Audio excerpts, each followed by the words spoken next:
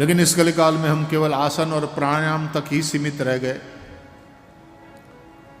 यम नियम वो तो जीवन में है नहीं, तो 5 यम हैं, 5 नियम हैं।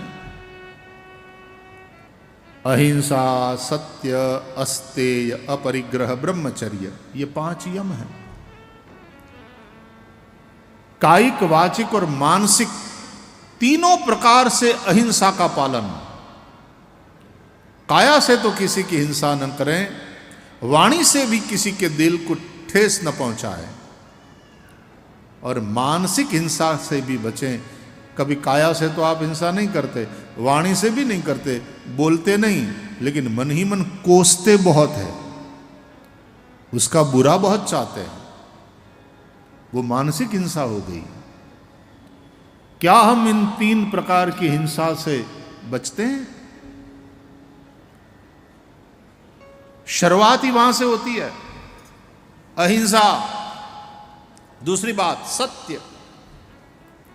क्या हम सत्य का पालन करते हैं? क्या हमारे व्यवहार में सत्य है? अहिंसा, सत्य। तीसरी बात, अस्तेय। अस्तेय का सीधा साधा अर्थ है चोरी न करना, लेकिन इसका विशाल अर्थ है बेईमानी का न खाना, हराम का न कमाना, झूठ बोल करके, बेईमानी से नहीं। अहिंसा, सत्य, अस्तेय, अपरिग्रह, आवश्यकता से अधिक का संग्रह न करना। अपना बैंक बैलेंस देखो और फिर भी संतोष है क्या? अपरिग्रह कहां है? और 5वीं बात, ब्रह्मचर्य।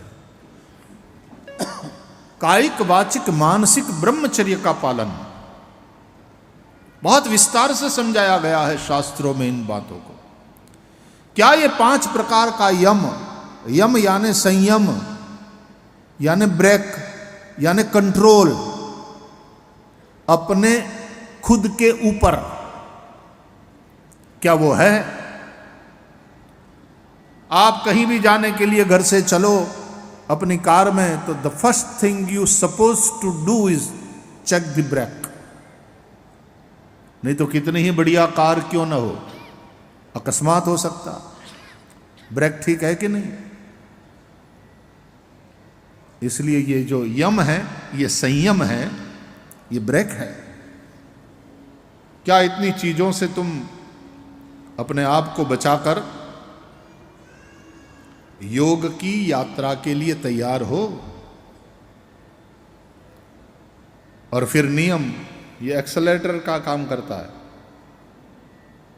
गति दबाओ एक्सेलरेटर और गाड़ी भागे। तो 5 नियम, यम, नियम, शौच, संतोष, स्वाध्याय, ईश्वर प्रणिधान और तप, ये 5 नियम है। उसके बाद फिर नंबर आता है आसन का, फिर प्राणायाम। प्राणायाम के द्वारा तुमने मन को जीत लिया तो फिर प्रत्याहार, इंद्रियों पर कंट्रोल, इंद्रियों को विषयों से वापस खींच लेना। फिर धारणा, मन के द्वारा इंद्रियों को कंट्रोल करके वापस तो खींच लिया, अब पर ब्रह्म ने, परमात्मा में लगाना। और फिर जब लग जाए मन, ध्यान, अखंड तैल धारावत, तेल की धार जो होती है ना वो टूटती नहीं है, तो उस तेल की धारा की तरह अखंड चित्त वृत्ति भगवान में लगी रहे। और फिर ध्यान करते करते ध्याता और ध्येय दोनों एक हो जाए तो वो है समाधि। तो वहां तक की यात्रा करनी होती है। लेकिन इस कलिकाल में क्या ये सब हम कर पाते हैं? तो योग तो बहुत अद्भुत है, लेकिन क्या योगानुष्ठान के लिए हम योग्य हैं?